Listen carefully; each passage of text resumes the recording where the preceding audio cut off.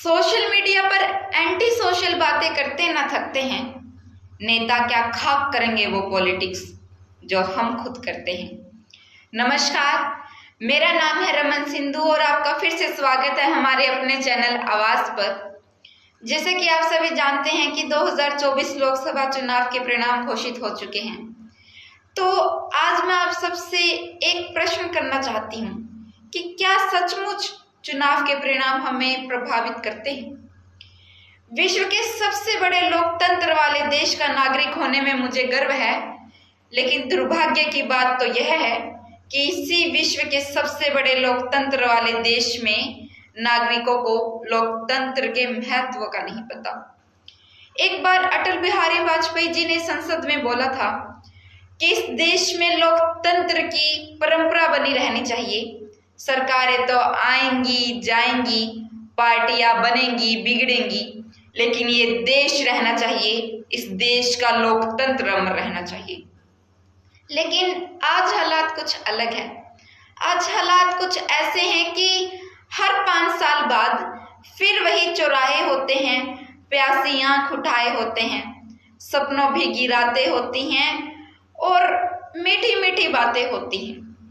और चुनाव के परिणाम के बाद तो हमारे देश के हालात और भी सुधर जाते हैं, क्योंकि चुनाव के परिणाम के 1 हफ्ते या 10 दिन तक तो दिन को भी रात कहा जाता है, 2 को भी 7 कहा जाता है। तुम कहते हो नेता है वो, अरे नहीं, अभिनेता है वो। और यह बात तो कतई नहीं है कि उन्हें किसी चीज की परवाह नहीं है, क्या उन्हें किसी की चिंता नहीं है। अरे उनकी चिंता तो है जग से न्यारी, क्योंकि कुर्सी है जग सबसे प्यारी। कुर्सी है मंजिल, कुर्सी है रास्ता, कुर्सी है नदियां, कुर्सी है साहिल।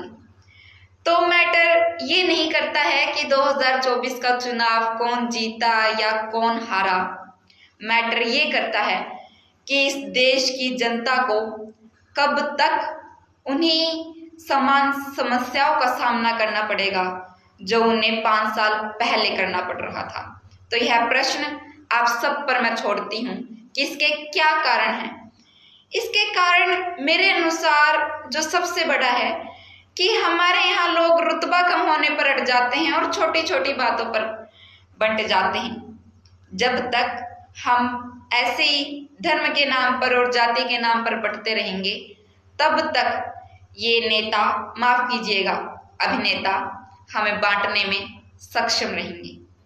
तो ये आप पर निर्भर करता है कि आप अपने देश की प्रगति को कैसे देखना चाहते हैं, बंटकर या एक साथ जुड़कर। धन्यवाद।